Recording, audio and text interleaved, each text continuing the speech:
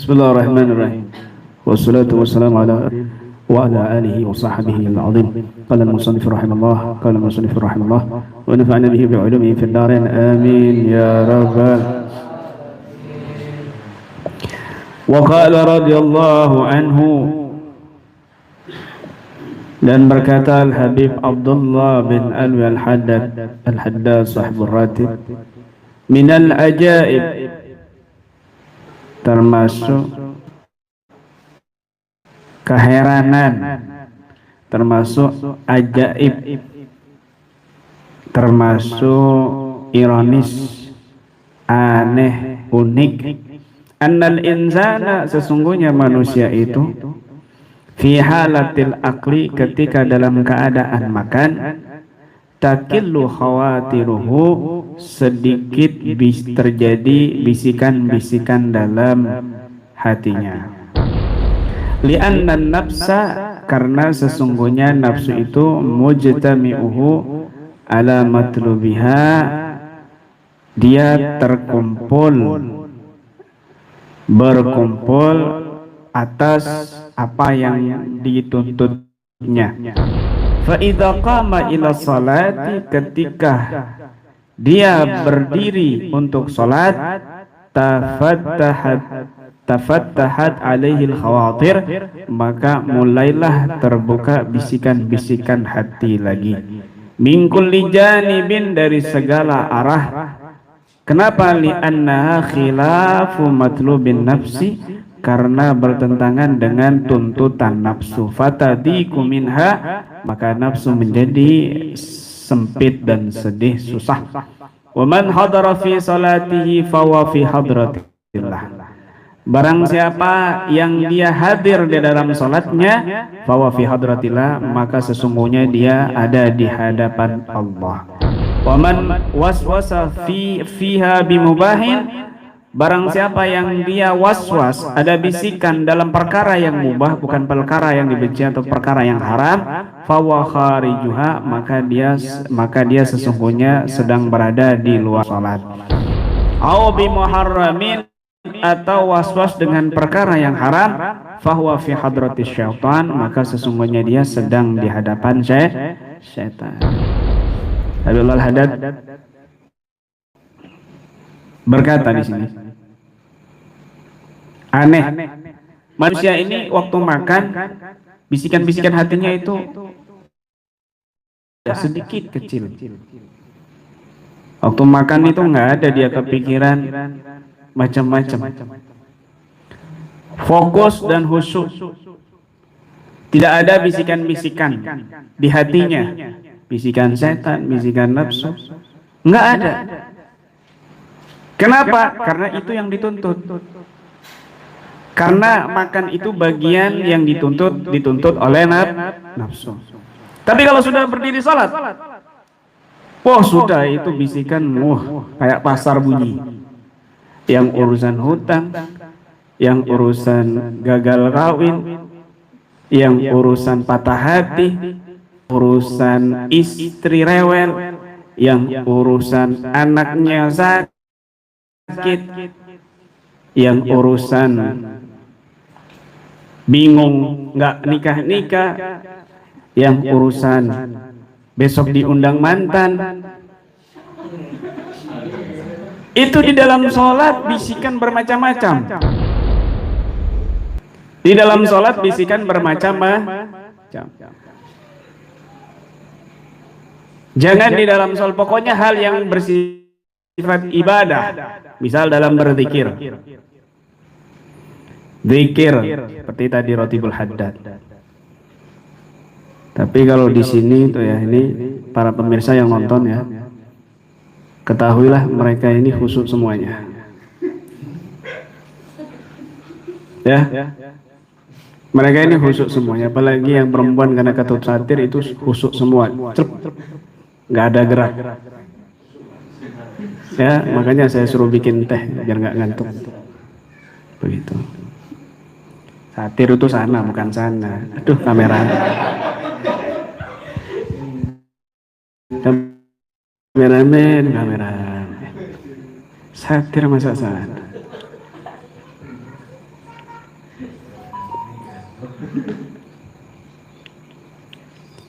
Kalau giliran ngaji, giliran baca Quran, itu pikiran macam-macam. Pikiran itu macam-macam karena suara di hati itu bertumpuk-tumpuk. Bertumpuk-tumpuk.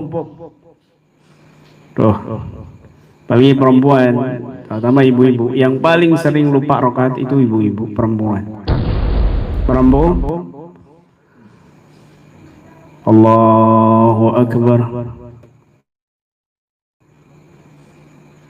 Oh iya, tadi ke pasar ya.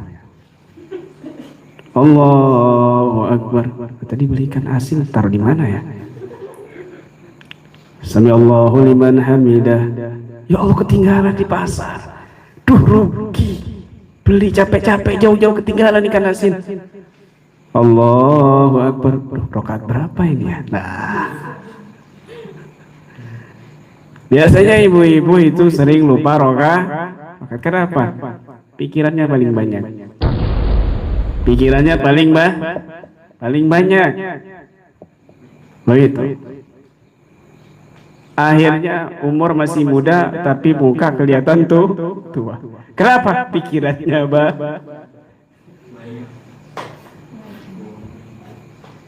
Pikirannya banyak. Begitu. Tapi kalau giliran makan,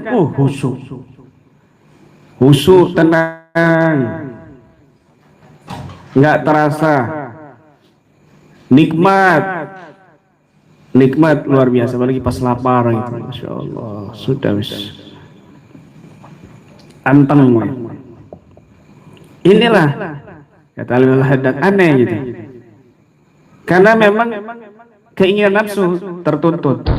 Makan itu keinginan nafsu. Tidur yang enak itu keinginan nafsu. Kawin itu keinginan nafsu.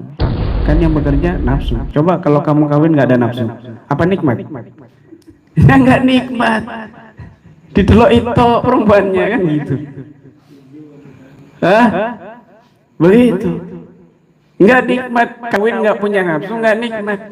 Mungkin kamu nggak kawin karena nggak punya nafsu.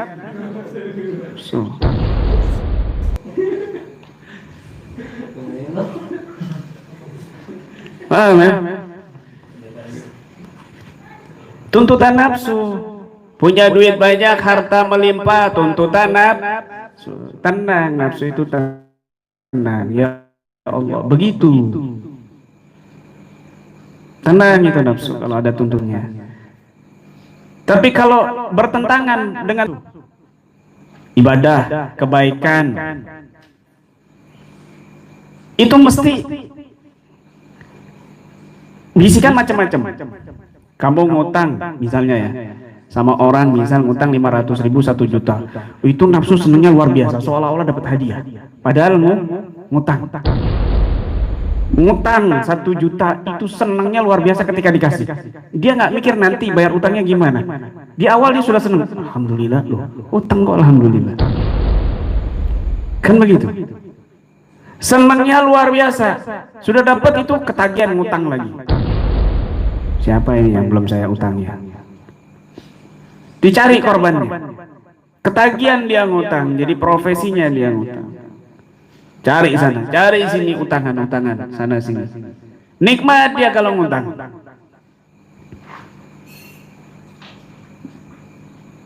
Kalau mau bayar, bingung, sedih. Bahkan kalau ada uang misalnya 2 juta, hutangnya 1 juta, itu bisikan macam-macam. Kamu kan kerja, lo dapat 2 juta lo susah. Kamu jualan keliling-keliling, kamu penanganan pasien, babak belur, sakit, muntah darah. Pulang begadang, capek kamu ini, tanganan pasien begini begitu. Udah nanti aja kapan aja bayar utangnya. Kamu nggak mikir, kamu capek berusaha keras, itu aja 1 juta kamu lepas. Padahal 2 juta dia dapat. Kan gampang ngambil 1 juta, ini kebaikan ini, lepas kamu nanti dari beban hidup kamu. Lepas.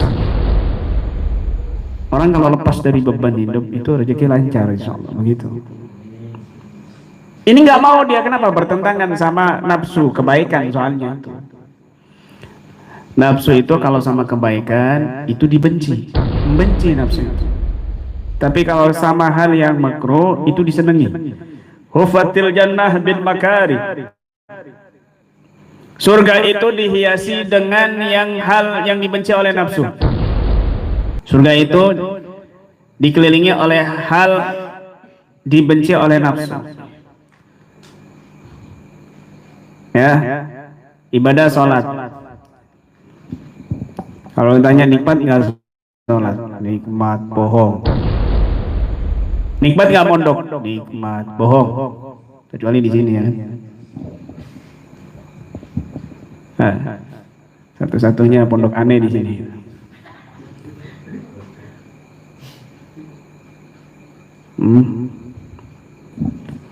Zikir nikmat nggak? Nikmat, bohong. Paham ya? Puasa nikmat, nikmat, bohong. Karena itu pasti bertolak belakang dengan nafsu. Pacaran nikmat enggak? Enggak, bohong. Selingkuh nikmat enggak? Enggak, bohong. Kawin banyak nikmat enggak? Enggak, bohong. Paham ya? Maling nikmat enggak? Enggak, bohong. Tidur enggak usah ibadah. Ninggalin sholat nikmat enggak? Enggak, bohong. Segala sesuatu yang dibenci nafsu itu nikmat. Enggak ibadah. Kalau kamu katakan nikmat, enggak nikmat, itu bohong. Zikir kalau kamu katakan nikmat, itu bohong. Kenapa? Karena zikir dibenci sama nafsu, enggak nikmat. Itu kamu harus lawan. Nafsu itu harus dilawan, dikendalikan. Berat siapa yang mau duduk berjam-jam, ya kan? Padahal kamu nongkrong di warung kadang-kadang itu berjam-jam, ya kuat. Ganti posisi miring, jungking, ngentut, bebas, kuat. Kan begitu, ya? Ngopi sampai berapa gelas, kuat. Sambil lihat handphone, kuat. Duduk dikir cuma 2 jam nggak kuat. 3 jam nggak kuat. Wahufatin nar bisyahwat, dan neraka itu dikelilingi dengan hal yang disukai oleh nafsu. Jadi kalau mau berat-berat itu, ibadah berat itu menuju surga. Kalau hal yang dimudahkan itu menuju neraka dari perbuatan dosa, maksiat itu mudah, gampang, enak soalnya nafsu itu. Kan begitu? Hah? Begitu kan, ada lagunya itu. Kenapa yang enak-enak, apa itu?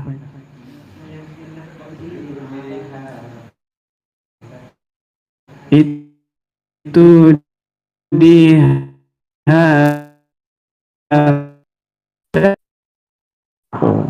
dari kanan, dari kiri, dari depan, dari belakang, bermacam-macam.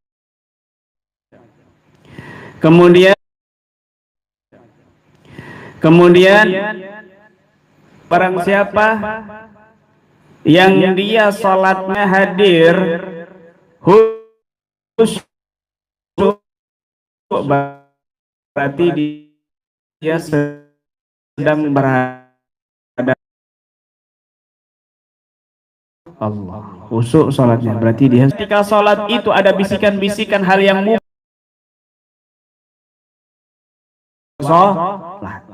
sholat jentat-jentih hatinya ada di keramaian orang, hatinya ada di bioskop, hatinya ada di kafe misalnya, hatinya ada di mana-mana, berarti dia itu bukan sedang berada di dalam sholat tapi di luar sholat. Kalau dia itu di dalam sholatnya ada bisikan-bisikan hal yang haram, dosa, berarti dia itu di hadapannya setan. Ya Allah, sholat itu mikir porno, sholat mikir porno.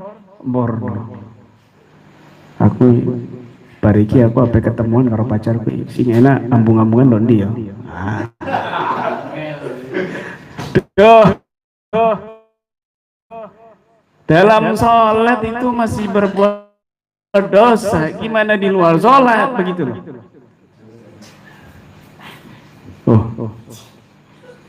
Iki aku pariki aku habis ini saya ini mau ketemu sama cewekku. Gimana ini yang enak cium-ciuman ini? Nah, habis ini saya mau menipu orang ini. Sini supaya gimana lagi strategi buat nipu supaya dagangan saya laris. Itu di dalam sholat. Di dalam sholat dia berpikiran kotor, bahkan maksiat haram, maka sesungguhnya dia bukan lagi di dalam sholat, tapi dia sedang di hadapan setan. Na'udzubillah min dzalik. Masya Allah. Begitu.